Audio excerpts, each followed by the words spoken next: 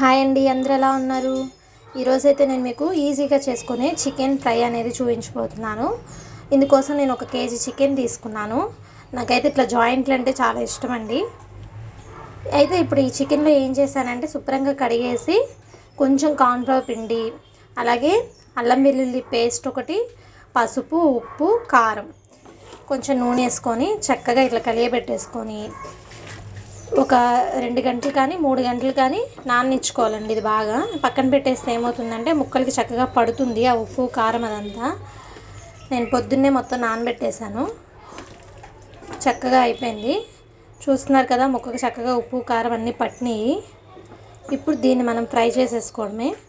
దీనికి కావాల్సిన ప్రాసెస్ ఏంటో చూపిస్తాను మీకు.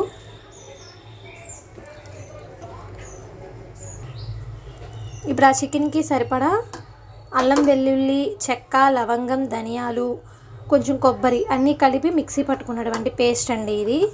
ఒక 5 పచ్చిమిరపకాయలు తీసుకున్నాను. ఎందుకంటే నూనెలో వేపిన ఈ పచ్చిమిరపకాయలు అనేవి చాలా టేస్ట్ ఉంటాయి అన్నంలో తింటే మనం. అలాగే 2 ఉల్లిపాయలు అనేవి తరుక్కున్నాను. ఒక నిమ్మకాయ చెక్క. ఎందుకంటే మనం ముందే నానబెట్టేసేటప్పుడు ఈ నిమ్మకాయ చెక్క కలపడం కన్నా కూడా ఇప్పుడు కలిపితే టేస్ట్ అనేది భలే ఉంటుంది. ఇప్పుడు మనం ఇంకా ప్రాసెస్ స్టార్ట్ చేసేద్దాం.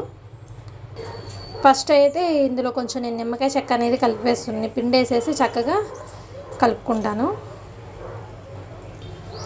నిమ్మకాయ చెక్క పిండి వేసాం కాబట్టి ఇప్పుడు ఒకసారి మళ్ళీ ఇలా చక్కగా కలిపేసుకుంటే చింతపండు చారులో కానీ, లేదా మనం ఆల్రెడీ ఉల్లిపాయలతో చేస్తున్నాం కాబట్టి ఇది మసాలాతో కొంచెం అన్నంలోకి కలిసేలాగే ఉంటుంది. అట్లా తిన్నా సరే టేస్ట్ మాత్రం చాలా బాగుంటుంది.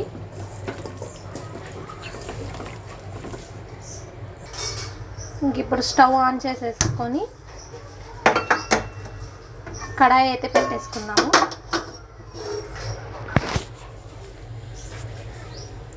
ఇప్పుడు ఈ కడాయిలోకి ఒక 2 గంటలు నూనె అయితే వేస్తానండి.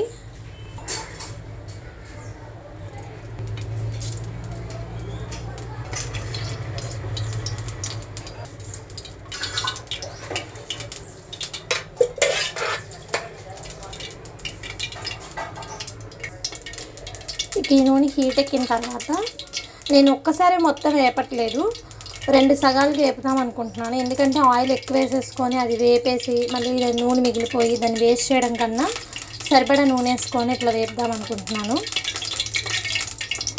నూనె అయితే కాగుతుంది. ఆయిల్ అయితే హీట్ అయిపోయింది. ఇప్పుడు నేనైతే చికెన్ అనేది ఇందులో వేసేస్తున్నాను.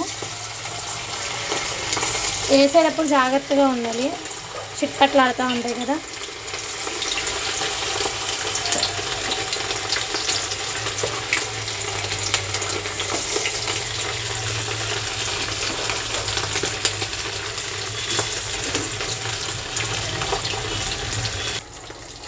ఒకసారి కలియబెట్టేసుకున్నాను ఇట్లాగా.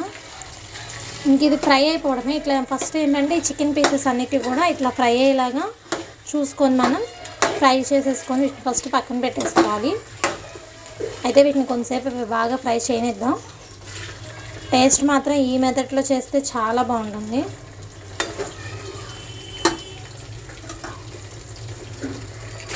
ఇక్కడ చూస్తున్నారు కదా, ఒక 10 నిమిషాల తర్వాత చికెన్ అనేది ఫ్రై అయిపోతుంది. ఏంటంటే ఇది ఇట్లా ఎర్రగా రావాలి. చాలామంది ఏంటంటే ఫుడ్ కలర్ అవన్నీ కలిపేస్తే ఇంకా బాగా వస్తుంది అంటారు. బట్ నాకైతే ఫుడ్ కలర్స్ అవన్నీ కలపడం ఇష్టం లేదండి. సో నేను మామూలుగానే చేయాలనుకుంటున్నాను.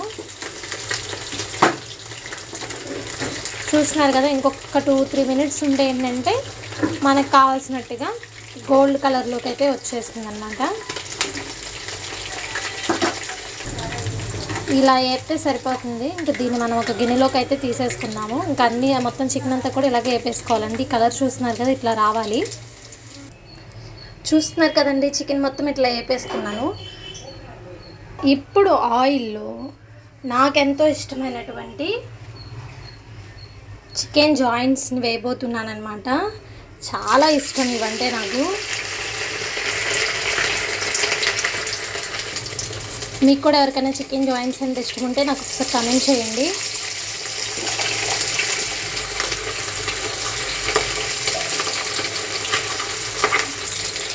లాస్ట్ జాయింట్ని కూడా వేసేస్తున్నాను. ఒక్కసారి అవి నూనెలో బాగా వేగేలాగా కొంచెం వాటిని అడ్జస్ట్ చేసి పెట్టేస్తే మనం చక్కగా ఫ్రై అయిపోతాయి. ఏంటోనండి ఇంత జాయింట్ ఉండిద్దా, ఇది వేగిన తర్వాత చూస్తేనే దీంట్లో సగమే వస్తుందండి, ఎందుకనో మరి నాకు అర్థం కాదు. ఇవి వేగుతున్నాయి అనమాట. ఈ 3 వేగిపోయిన తర్వాత అప్పుడు వీటిని మళ్ళీ మనం ఆనియన్స్లో ఎలాగా ఫ్రై చేసుకోవాలో చూపిస్తాను. చూసారా, నేను ఇందాక చెప్పానా సైజ్ తగ్గిపోయి ఇది అది వేగుతుంటాయని. ఇప్పుడు చూసారా, ఇందాక అసలు ఎంత లావు ఉందండి, ఇప్పుడు చూడండి బక్కగా అయిపోయింది. నాకైతే ఎప్పుడెప్పుడు వీటిని నా పొట్టలోకి వేస్తానా అని ఆత్రంగా ఉంది. మనకు కావాల్సినట్టుగా ఇంకా జాయింట్లు కూడా ఫ్రై అయిపోయినాయి. ఇక వీటిని కూడా మనం గిన్నెలోకి తీసేసుకుందాం.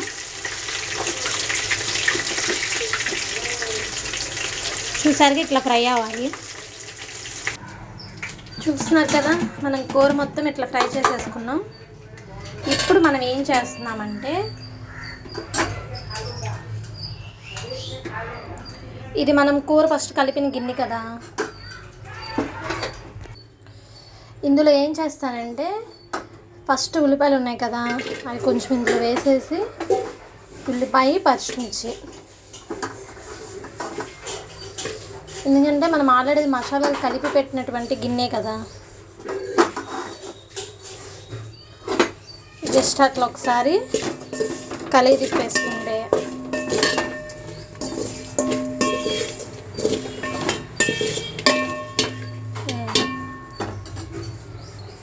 ఒకసారి మొత్తం ఇలా చికెన్ దాంట్లో మనం చేసిన దాంట్లోన ఆ గిన్నెలోనే ఒకసారి అన్నీ కలియబెట్టేసుకొని, నూనె కొంచెమే ఉంచానండి, ఇందా చికెన్ వేపిన కళాయిలోనే వేపుతున్నాను. ఇవి కూడా ఇంక ఈ ఉల్లిపాయ పచ్చిమిర్చి అంతా కూడా ఈ నూనెలో వేసేసుకున్నాం.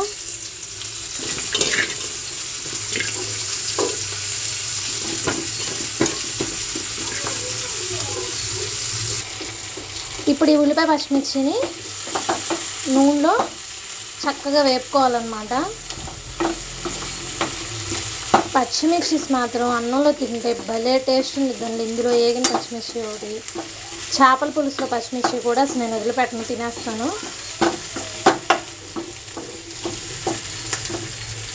కొంచెం సేపు మగ్గనిద్దాము. ఇదిగోండి మనకు కావాల్సినట్లుగా ఇవైతే మగ్గిపోయినాయి.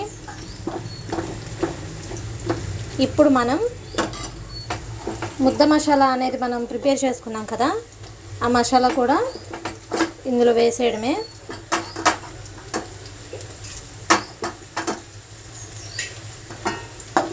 ఒకసారి మొత్తం ఈ ముద్ద మసాలా అనేది పచ్చివాసన పోయే వరకు అట్లా ఒక్కసారి కలియబెట్టేసుకుంటే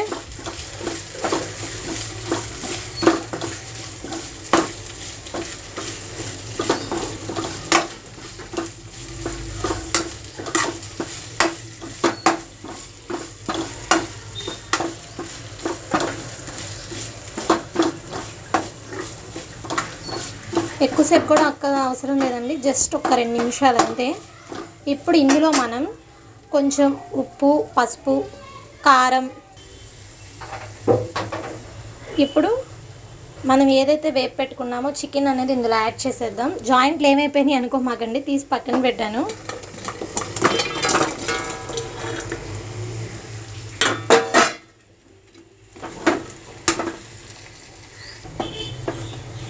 చికెన్ వేసేసి ఇట్లా కలియబెట్టేసుకోండి. ఇప్పుడు జాయింట్లు కూడా యాడ్ చేసేస్తాను. ముందే యాడ్ చేస్తే తిప్పుకోవడానికి కష్టంగా ఉంటుంది అని చెప్పేసి నేను యాడ్ చేయలేదు. ఒకసారి ఇప్పుడు దీన్ని కూడా తిప్పేసుకుందాం. చూస్తున్నారు కదండి, ఈజీగా చికెన్ ఫ్రై అనేది రెడీ అయిపోయింది. ఇప్పుడు లాస్ట్ అండ్ ఫైనల్ టచ్ కరివేపాకు అనమాట. కరివేపాకును కూడా అట్లా జల్లేసుకొని ఇప్పుడు దీని మీద మనం ఇంట్లో ఆల్రెడీ తయారు చేసి పెట్టుకున్నటువంటి గరం మసాలా పౌడర్ అండి, ఇది మేము ఇట్లా డబ్బాలో ప్రిపేర్ చేసి పెట్టుకుంటాము. దీన్ని కూడా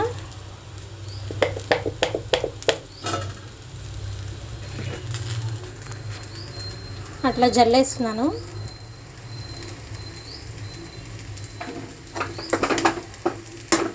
అంతేనండి, టేస్టీ చికెన్ అనేది ఫ్రై రెడీ అయిపోయింది. ఇక స్టవ్ ఆఫ్ చేసేసి చక్కగా గిన్నెలోకి సర్దేసుకొని వేడివేడి అన్నంలో చారు వేసుకొని తింటే టేస్ట్ అనేది భలే ఉంటుంది. మీరు కూడా ఒకసారి ట్రై చేయండి. ఈ వీడియో మీకు నచ్చినట్లయితే లైక్, షేర్ అండ్ సబ్స్క్రైబ్.